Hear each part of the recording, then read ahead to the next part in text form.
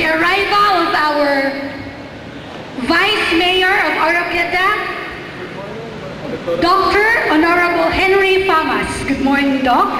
Let us hear him for another message.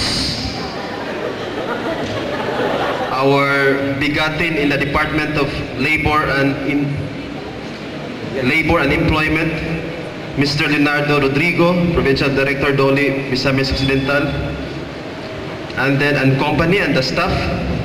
And I believe I have here my colleague, Dr. Aurora Beatriz Romano, Department of Health, Team Leader, Misamis Occidental, the local government unit, to our nurse and guests, again, good morning.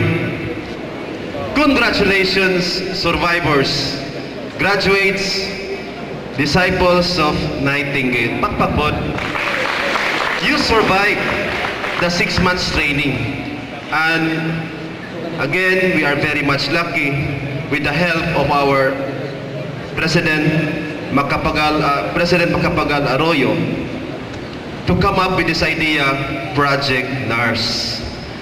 With Project NARS, this mobilizes nurses to the barrios, serving, doing community services, acting as warriors for wellness to do the 3 I's: initiate, inform, immunize. Sometimes you will be called as roving nurses for rural schools, and sometimes you will be called visiting nurses, lady health visitors, public health nurses, community health nurses, healthcare providers, but this time as a whole you are called as nurse assigned in rural service. What you did during the past 6 months was an answer to the call of the World Health Organization during the 1977 Assembly of World Health Organization, wherein a resolution adopted proclaiming that the main social targets of governments and World Health Organization in the coming decades by year 2000 and above of the level of health, that the universal target will be health for all by the year 2000. Meaning to say that its goal is for the what we call this, health for all does not mean that nobody will get sick anymore, but goal even for the most advanced or developed countries that health will be attained even to the remote areas in the community.